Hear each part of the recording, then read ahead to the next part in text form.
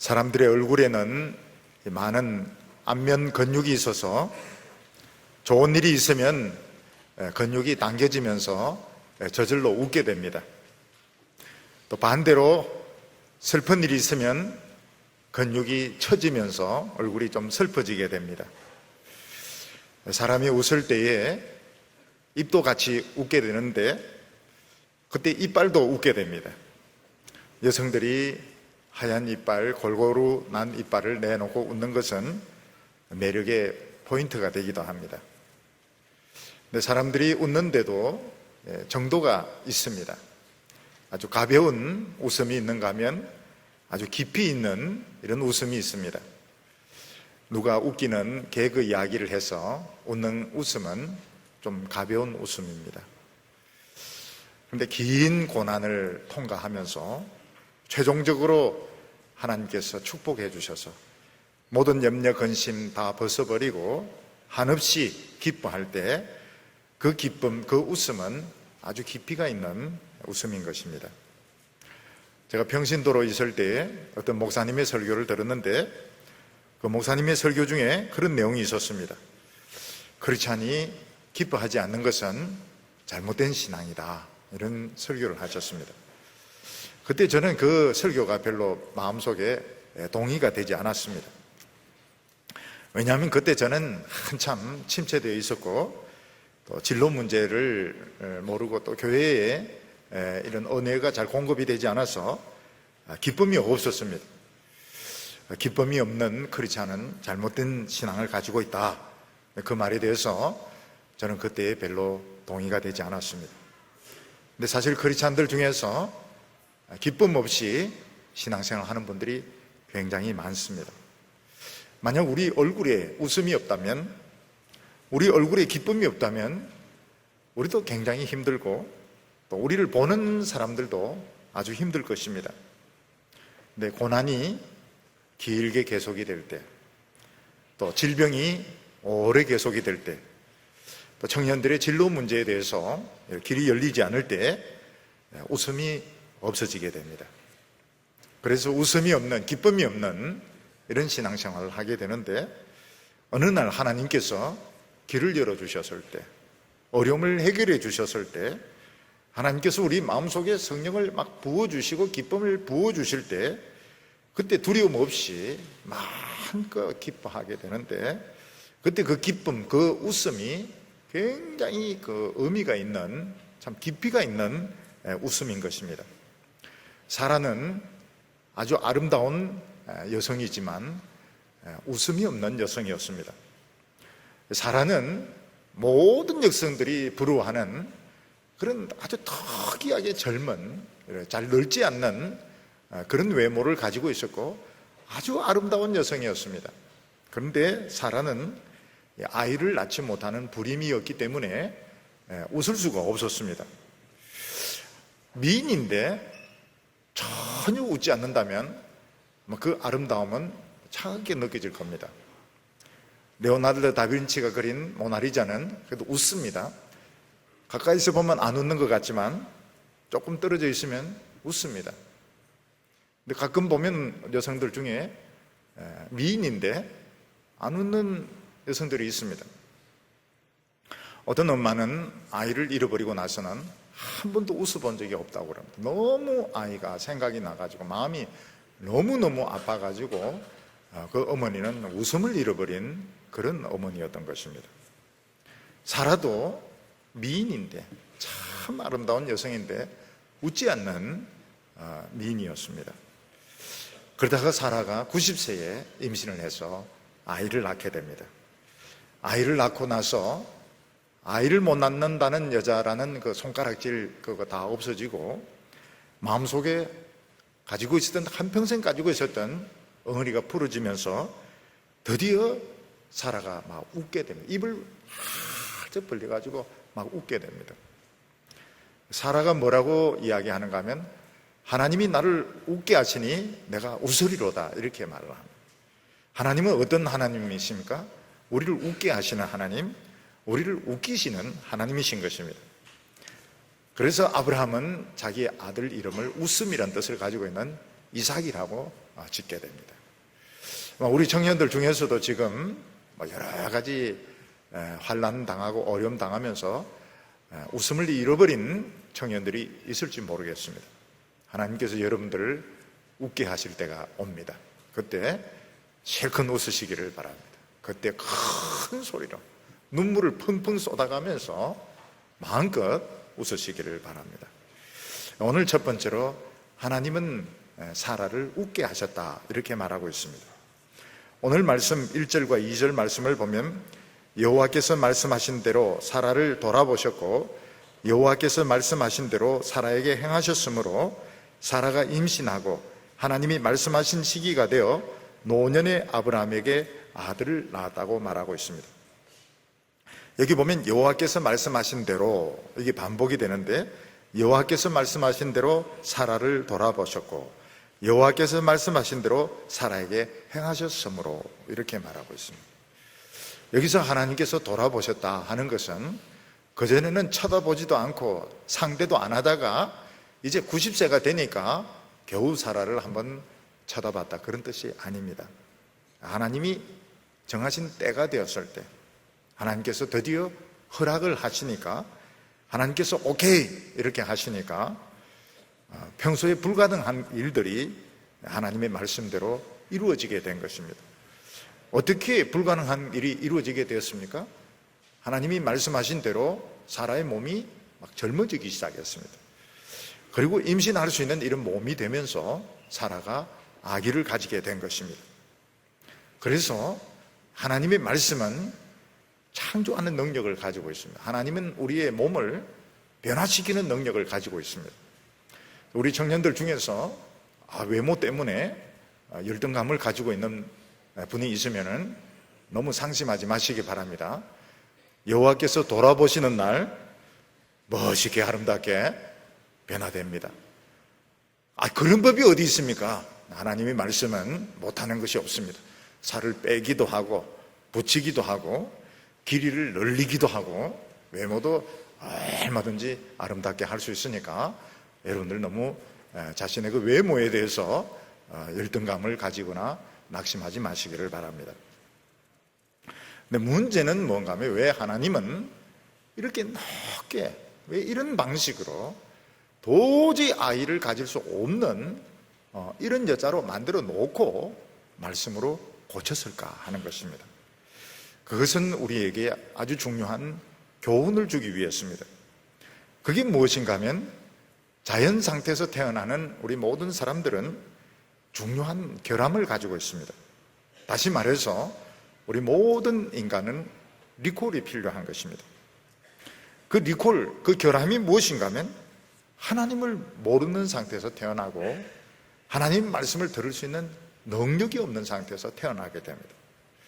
우리 인간에게 제일 중요한 것이 하나님을 아는 것이고 하나님의 말씀을 들을 수 있는 이 능력이 필요한데 우리 인간들은 태어나면서 이 능력이 없는 상태에서 태어나게 됩니다. 예를 들면 텔레비전을 많이 만들어내었는데 그 텔레비전 안에서 그 전파를 받지 못하는 그런 결함이 생겨가지고 이게 방송이 나오질 않는 것과 같은 것입니다. 지금 보면 텔레비전은 위성파까지 합치면 채널이 아마 수백 개 정도 될 겁니다.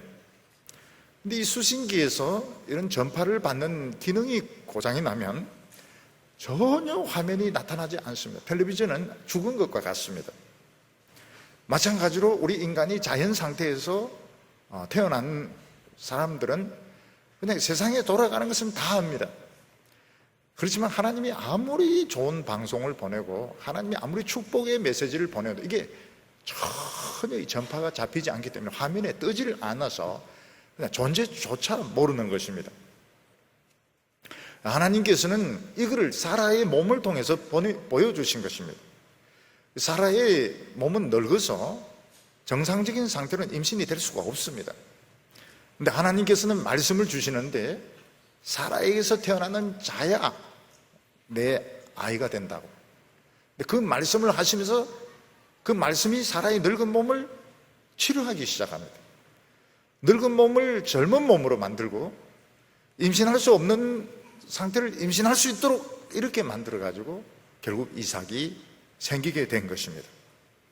근데 마찬가지로 우리 인간이 하나님을 믿는다는 건 참 어렵습니다. 우리가 눈에 보이지 않는 이 하나님을 믿는다는 것은 정말 어려운 것입니다. 더욱이 우리가 이 하나님의 말씀으로 은혜를 받는다, 이것은 더 불가능한 것입니다. 이 성경 말씀, 2000년 전, 3000년 전, 4000년 전에 쓰여진 이 성경 말씀을 가지고 내가 오늘 은혜를 받고 오늘 내 인생에 있어서 하나님의 뜻을 발견하는, 더 불가능하고 말도 되지도 않는 것입니다. 근데 우리가 이 하나님 말씀을 자꾸 듣다 보면 어떤 일이 일어나게 되는가 하면 이 하나님의 말씀이 이 죽어 있는 기능을 살리게 됩니다. 그래서 하나님이 믿어져요. 어느 정도 믿어지는가 하면 생생하게 믿어집니다. 앞에 계신 것처럼 믿어지게 되고, 성경 말씀이 2000년, 3000년 전의 말씀이 아니고 오늘 지금 나에게 하는 하나님의 말씀으로 들리게 됩니다. 이게 무언가 하면 살아난 겁니다. 살아난 것. 텔레비전이 살아난 것처럼 내가 살아난 것입니다.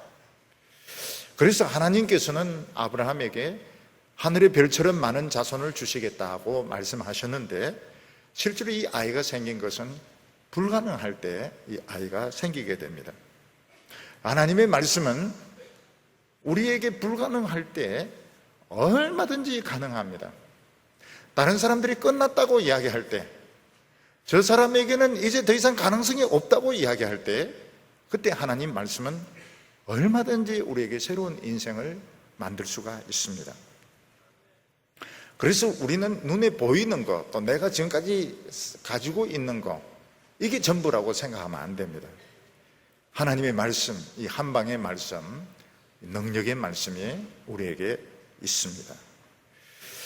사라는 아무리 기다리고 애를 써도 아이가 생기지 않아가지고 웃음을 잃어버린 그런 여성이었습니다. 하나님께서 돌아보셨을 때, 하나님의 말씀이 능력을 발휘했을 때 사라는 기적적으로 몸이 치유가 되어서 아이를 낳게 되고, 사라가 웃습니다. 실컷 웃습니다. 3절에 보면 아브라함이 그에게 태어난 아들 곧 사라가 자기에게 낳아준 아들을 이름하여 이삭이라 하였고, 아이의 이름을 이삭이라고 했는데 웃음이라는 뜻을 가지고 있습니다. 우리는 이삭, 영어로는 아이삭 이렇게 하지만은 히브리 원어로는 이스학 이렇게 되어 있습니다. 히브리 원어는 이스학이 원래 맞는 발음입니다. 이스학이 뭔가 하면 웃음, 이런 뜻을 가지고 있습니다. 이것은 두 가지 웃음이 있습니다. 처음에 하나님께서 아이를 낳게 해주겠다, 늙은 할머니가 아이를 낳는데 기가 막혀서 웃는 그런 웃음이었습니다. 처음에는 하나님의 말씀이 믿어지지 않고 너무 비현실적이어서 기가 막혀서 안 믿어져서 웃는 웃음이었습니다. 나중에 이게 이루어졌을 때 너무 기쁘고 감사해서 웃는 웃음으로 변하게 되었습니다. 6절에 보면 사라가 이르되 하나님이 나를 웃게 하시니 듣는 자가 다 나와 함께 웃으리로다. 사라는 웃음이 없었습니다. 왜냐하면 하나님이 웃음을 가져가 버리기 때문에 사라는 웃지 않는 여성이었습니다. 근데 하나님께서 웃게 하실 때 사라는 막 실컷 웃었습니다. 아마 입을 막 벌리고 소리를 막 내면서 아마 막 껄껄껄껄 하면서 이 사라가 웃었을 겁니다. 너무너무 기뻐서 그동안 참았던 그 웃음이 다 터져 나왔던 것입니다. 우리 청년들, 우리 성도들도 하나님이 고난을 주실 때 잘 웃지 못합니다. 그리고 자주자주 한숨을 쉬기도 하고 또 눈물을 흘릴 때도 있습니다. 하나님께서 우리를 돌아보셨을 때, 하나님께서 정하신 때가 되었을 때 우리는 웃게 됩니다. 실컷 웃습니다. 소리를 내면서 남의 눈치 보지 않고 웃게 됩니다. 이거는 개그맨이 웃겨서 웃는 것이 아닙니다. 이거는 불가능한 것을 하나님이 행하셨고, 하나님이 너무너무 나를 사랑하신다는 걸 믿어지기 때문에 웃는 웃음인 것입니다. 우리가 이럴 때가 있습니다. 나에게 이런 웃음이 웃을 때가 있을까요? 그런 웃음을 웃을 때가 옵니다. 하나님은 우리를 웃게 하시는 하나님이신 겁니다. 하나님은 우리에게 기쁨을 주시는 하나님이신 것입니다. 오늘 두 번째로 보면 이삭이 이스마엘에게 고통을 당하는 것을 볼 수 있습니다. 옛날에는 아이가 태어나도 돌 안에 죽을 가능성이 많았습니다. 그래서 돌이 지나면 돌잔치를 크게 했습니다. 왜냐하면 돌이 지나면 아이가 살 가능성이 많다. 이래서 돌잔치를 크게 했습니다. 옛날에는 보면 아이가 태어나도 호적을 잘 안 했습니다. 왜냐하면 죽을 가능성이 많기 때문에. 그래서 나이 드신 이 할아버지 할머니들 보면 호적이 안 맞아요. 왜냐하면은 이게 뭐 죽을 거다 이렇게 생각해서 1년 뒤에 호적이 올리기도 하고 2년 뒤에 올리기도 하고 이러기 때문에 호적이 잘 안 맞습니다. 아브라함은 유목민이기 때문에 돌을 중요하게 생각하지 않고 젖대는 것을 중요하게 생각했습니다. 그래서 젖을 뗄 때, 아예 젖을 뗐을 때 큰 잔치를 열리는 이런 풍습이 있었던 것입니다. 젖을 언제 떼느냐? 젖 떼는 게 참 차별이 많습니다. 요즘 보면은 뭐 태어나서 한 달 만에 젖을 떼기도 하고, 어떤 경우에는 옛날에 저희 때는 초등학교 때까지 젖을 못 뗀 애가 있었습니다. 밖에 놀다가 들어와서 또 엄마 젖 한 통 빨고 또 나갔다 오기도 하고, 동생이 태어나면 동생 때려가면서 목을 조르면서 자기가 그 동생 젖을 막 뺏어먹기도 하고. 근데 지금은 그 모유를 그렇게 오래 먹이지도 않고 먹지도 않는 것 같아요. 근데 이때 이 유목민들은 아마 젖대는 시기가 아마 4살, 5살 그런 시기가 아니었을까 이렇게 생각이 됩니다. 근데 이때 젖대는 날, 잔치하는 날 끔찍한 장면을 그 엄마가 보게 된 겁니다. 8절과 9절 보면 아이가 자라매 젖을 떼고 이삭의 젖대는 날에 아브라함이 큰 잔치를 베풀었더라. 사라가 본즉 아브라함의 아들 애굽 여인 하갈의 아들이 이삭을 놀리는지라. 근데 이삭이 젖을 떼서 이제는 아이가 건강하게 자랄 수 있게 되었구나. 그래서 아브라함이 어른들을 이제 다 모아놓고 큰 잔치를 했습니다. 근데 저 구석에서, 어른들이 보지 않는 그 구석에서 상상할 수 없는 일이 일어나고 있었습니다.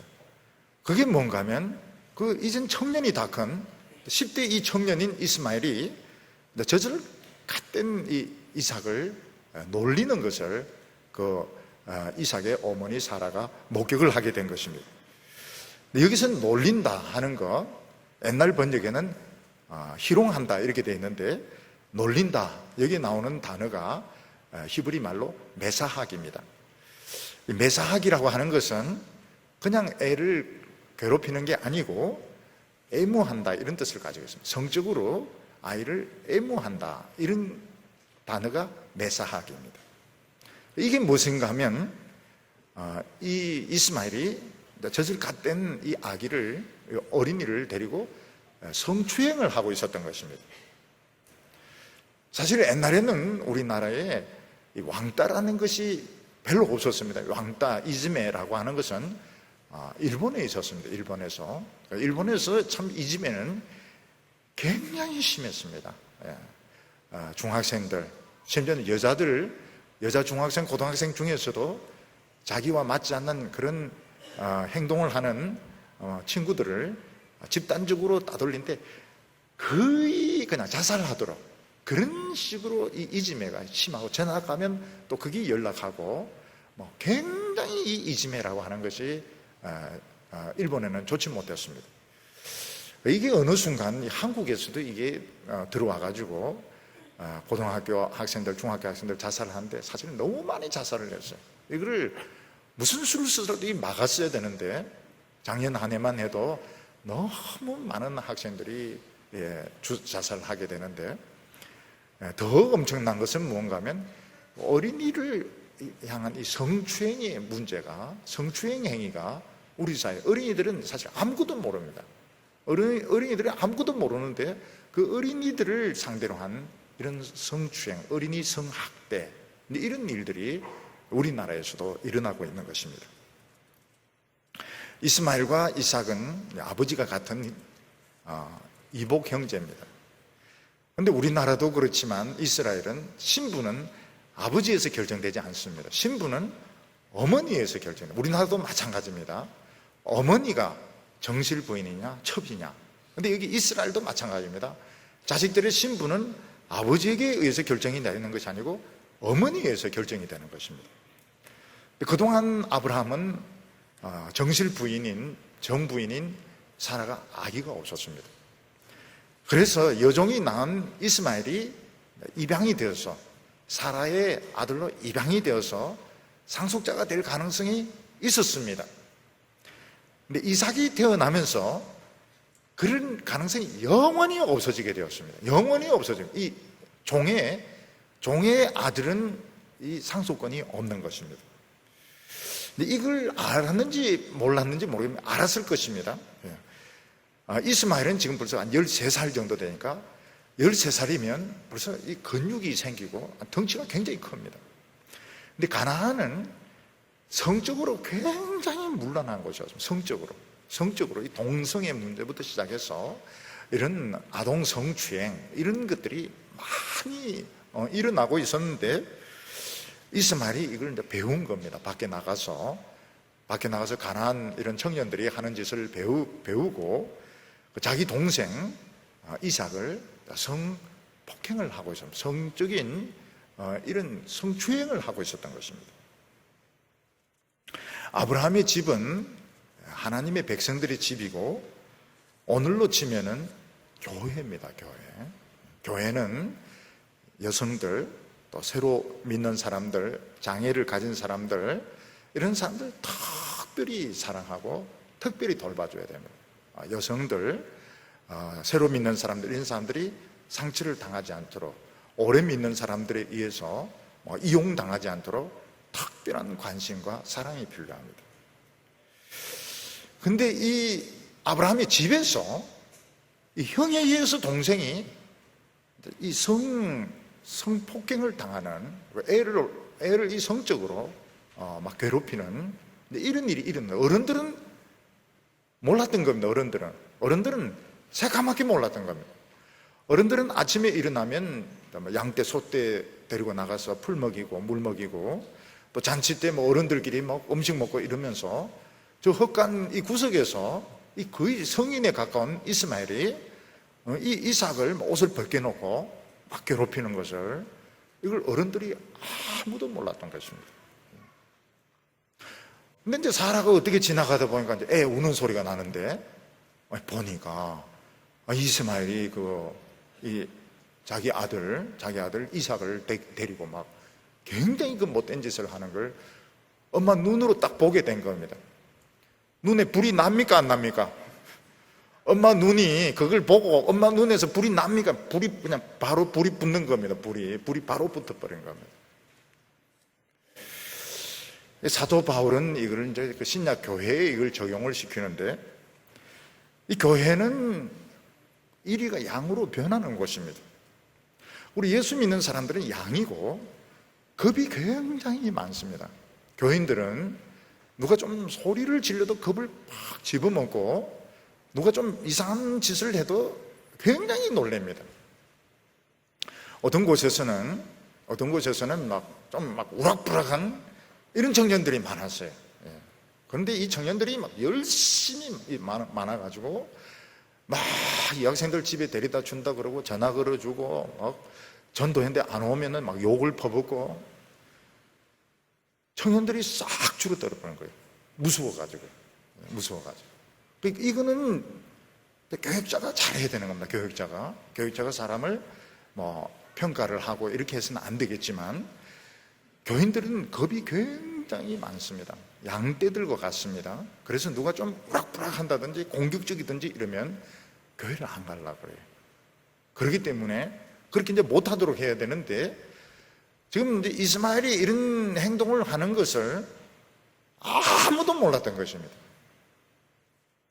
사도 바울은 이제 교회 안에서 거듭난 사람이 있고 거듭나지 못한 사람이 있다는 걸 전제로 하고 있습니다. 거듭난 사람들은 그냥 하나님 말씀만 있으면 충분히 좋은데 거듭나지 않은 사람은 자꾸 어떤 이런 외적인 이런 형식, 절차 이런 걸 꾸미고 또 거기 안 따라오면 또 정죄를 하고 막 저주를 하고 이렇게 하는데, 그렇게 하면 안 된다는 것입니다. 그렇게 하면 이 양떼들이 교회에 적응을 하지 못합니다. 그래서 그렇게 하지 못하도록 이 목사가 굉장히 판단이 중요합니다. 목사가 헌신된 사람들을 많이 모을 목적으로 막 훈련을 시키고 막 이렇게 하는 것은 좋지만, 적응이 안 되는 사람도 많아요. 약한 사람도 많아요. 그래서 약한 사람들이 두렵지 않도록, 교회가 무섭지 않도록, 교회가 예배 드리는데 무섭지가 않아야 됩니다. 교회 막 기도하면서 불 꺼놓고 막 마이크 대고 막 소리 지르고 막 북둥둥 인디안처럼 막 이러면은 너무 무서운 거예요. 너무 무서우니까 사람이 달아나는 겁니다. 제가 대학교에 탁 이렇게 입학하니까 이제 막 방언이 막 퍼지지 않습니까? 그런데 신입생이 한 명, 새로 누가 한 명 탁 들어오는데, 학생들이 삥 둘러서 막 방언대로 막 우따우따우따 막 이러면서 막 회개하라고 목도 조르고 이러니까 이 미친놈들 하면서 다시는 교회 안 오는 거예요. 근데 제가 이제 그 기도 학생, 그때는 이제 기도 학생회가 많이 좀 활성화되고 건전하고 이랬는데, 이 학생이 막 야단을 치는 거예요. 아니, 왜 새로운 사람 대놓고 막 방언을 막 그렇게 하고 이러면은 얼마나 무섭겠느냐, 얼마나 기독교가 이상하겠느냐. 근데 그때 그 여학생이 굉장히 용기가 있어요. 막 남학생들을 막 야단을 치는데, 경상도 말로 막 닦아 세우는데, 굉장히 무섭게 그렇게 하더라고요. 근데 그게 맞는 거예요.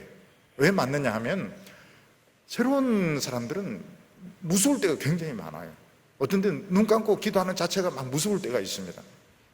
그러면 한쪽 눈 뜨든지.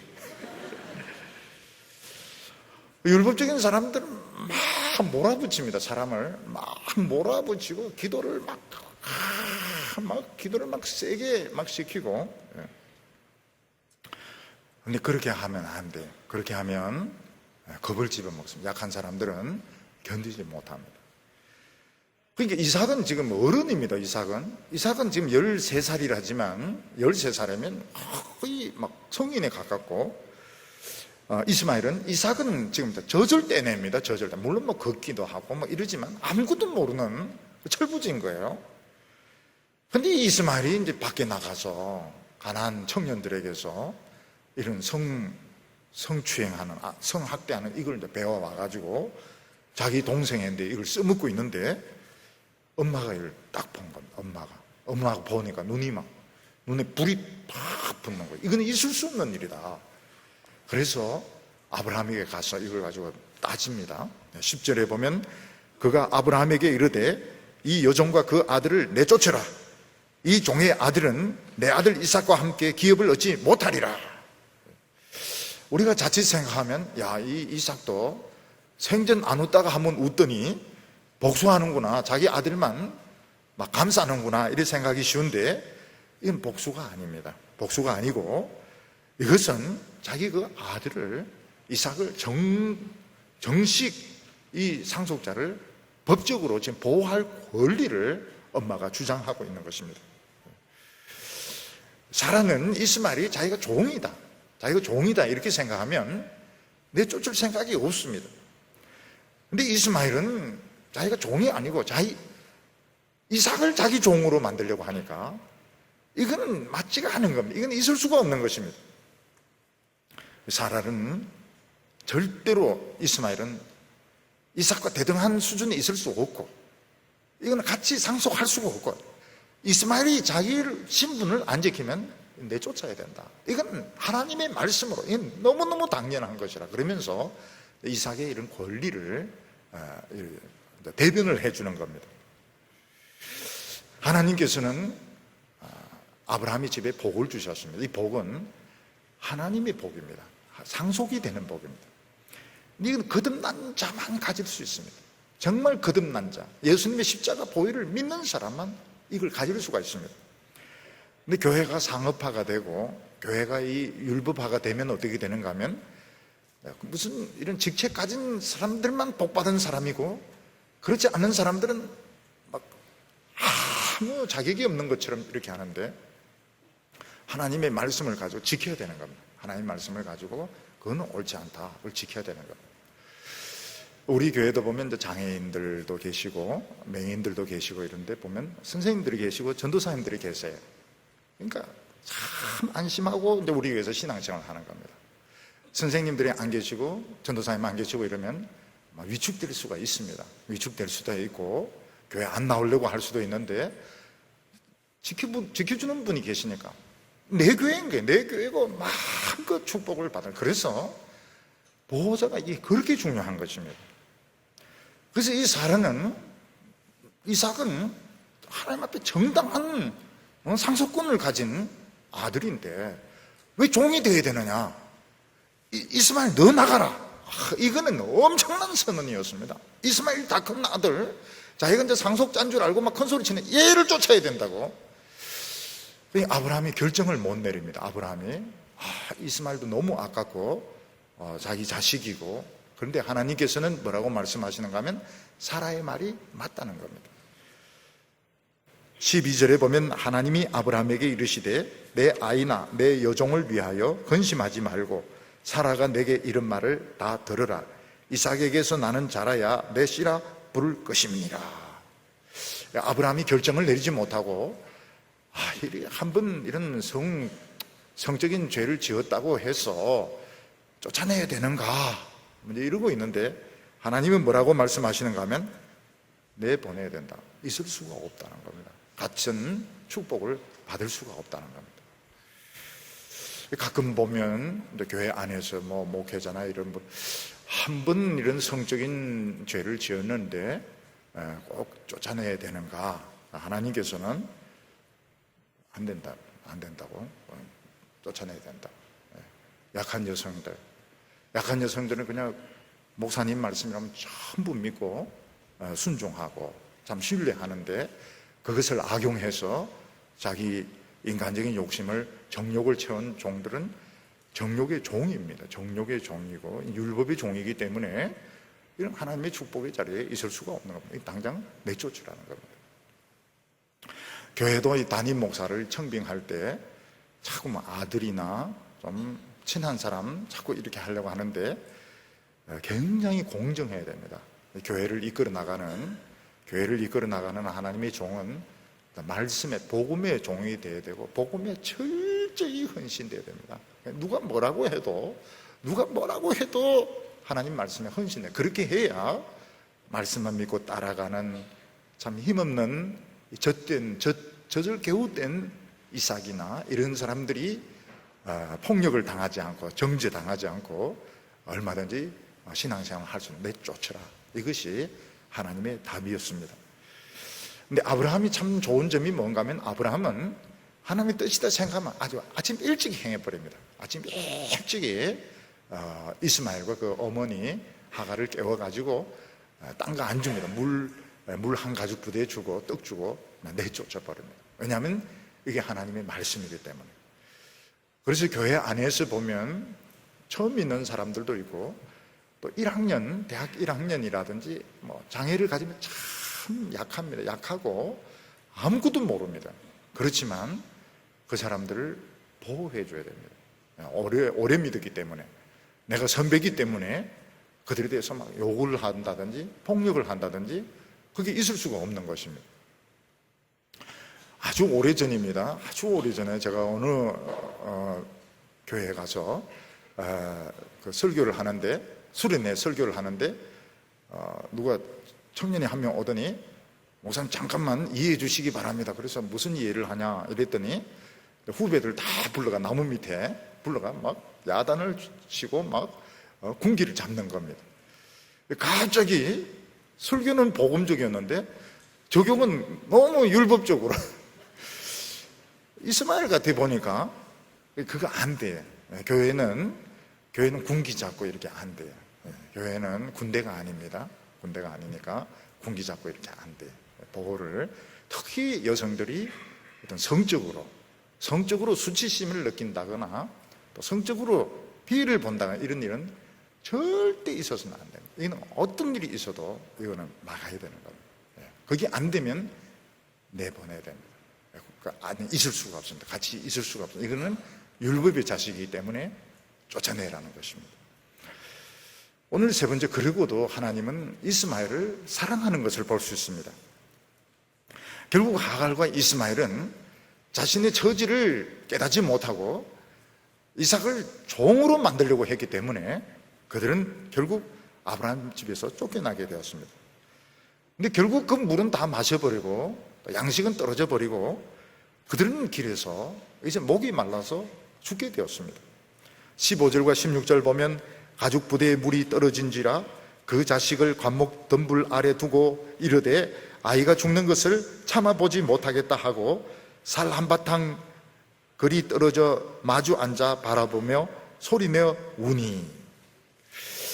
이제 그 더운 여름 날씨에 물 한 가죽 부대 이제 다 마셔버리고 양식 다 떨어져 버리고 이제 목이 말라서 이제 애가 벌써 막 애가 정신이 막 이렇게 해롱해롱 하더니 애가 먼저 이제 벅 쓰러지는 것입니다. 그러니까 이 어머니가 내 눈앞에서 애가 죽는 것을 어떻게 볼 수 있느냐. 살 한바탕 쏠 거리 같으면 한 15m 정도, 20m 정도 이제 떨어져서 엄마는 아들을 바라보고 이제 통곡을 합니다. 그때 하나님께서 그 소리를 들으셨습니다. 하나님께서 그 소리를 듣고 나타나셨습니다. 그래서 그들이 살 수 있는 길을 열어주셨습니다. 우리가 여기서 볼 수 있는 것이 뭔가 하면 이 이스마엘은 하나님의 말씀에 순종하지 않는 사람입니다. 오히려 이스마엘은 정당한 축복권을 가진 이삭에게 성적인 수치심을 안겨다 주었습니다. 그래서 그들은 쫓겨났습니다.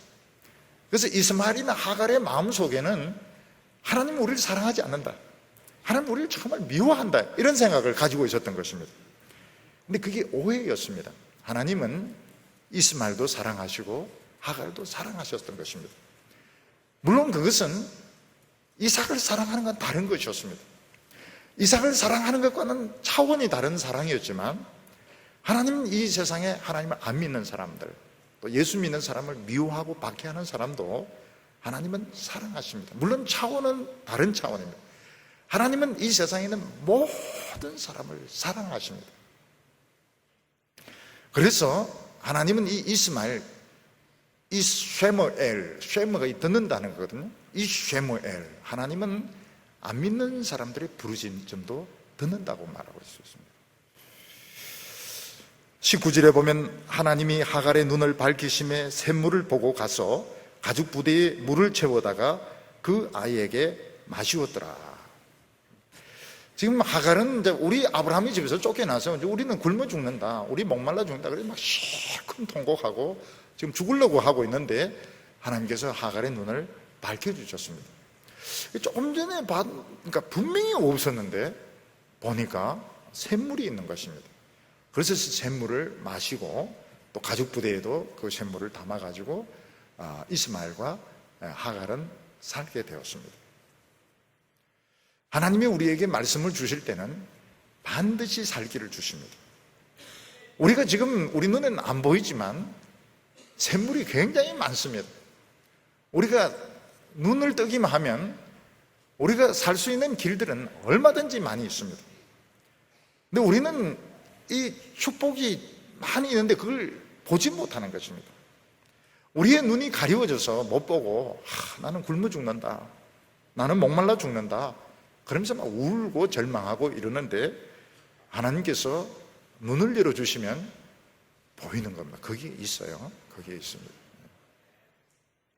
배우자들도 마찬가지입니다. 나는 결혼할 사람 없다. 눈을 밝혀주시면 옆자리에 또 앉아있는 경우도 있고요. 또 같이 늘 친했던 사람이 어느 날 여인으로, 어떤 때는 멋진 남성으로 나타날 수도 있습니다. 눈이 문제입니다. 눈이 문제예요. 그래서 기도를 그렇게 하시기 바랍니다. 눈을 열어주셔서 샘물을 보게 하시고 남자나 여자나 보게 하시고 길을 찾게 해주십시오. 우리 옆에는 지금 샘물이 많이 있습니다. 말씀의 샘물이 있고 은혜의 샘물이 있고 이스마엘의 샘물도 많이 있습니다. 오늘 이 샘물이 터지기를 바랍니다. 성령의 샘물, 말씀의 샘물이 여러분들에게서 터지기를 바랍니다. 오늘 성경이 우리에게 말씀하시는 게 뭡니까? 웃음을 잃어버린 우리들. 오늘 이 시대의 청년들은 잘 웃지를 않습니다. 웃음을 잃어버린, 죽으라고 스마트폰하고 죽으라고 영어 단어 외우는 오늘 이 청년들에게 하나님이 웃음을 선물로 해주실 줄 믿습니다. 약하고 부족하지만 교회에서는 학대당하고 무시당해서는 안 됩니다. 우리는 정당한 축복권을 받은 자입니다. 이 세상에 안 믿는 사람들 하나님이 사랑하십니다. 그들이 살 수 있도록 하나님이 여러 곳에 샘물을 준비해 주셨습니다. 우리 믿는 청년들이 너무 직장 문제로 고민하면 안 되겠습니다. 우리는 하나님의 말씀을 가지고 살면 세상 사람들도 복 받을 수 있습니다. 오늘 이 눈이 열리게 하여 주시고 샘물이 열리게 하여 주셔서 여러분들이 충만한 은혜를 받으시기를 바랍니다. 기도드리겠습니다. 거룩하신 하나님 아버지, 웃음을 잃어버린 오늘 우리 청년들에게 하나님 찾아와 주시기를 원합니다. 그들로 하여금 웃게 하시고 기뻐하게 하시고 산 소망을 가지게 하여 주시옵소서. 오늘 저희들의 눈을 열어주시고 우리 옆에 있는 샘물을 터지게 하여 주셔서 우리가 이 샘물을 마시고 새 힘을 얻게 하여 주시옵소서. 예수님의 이름으로 기도하옵나이다.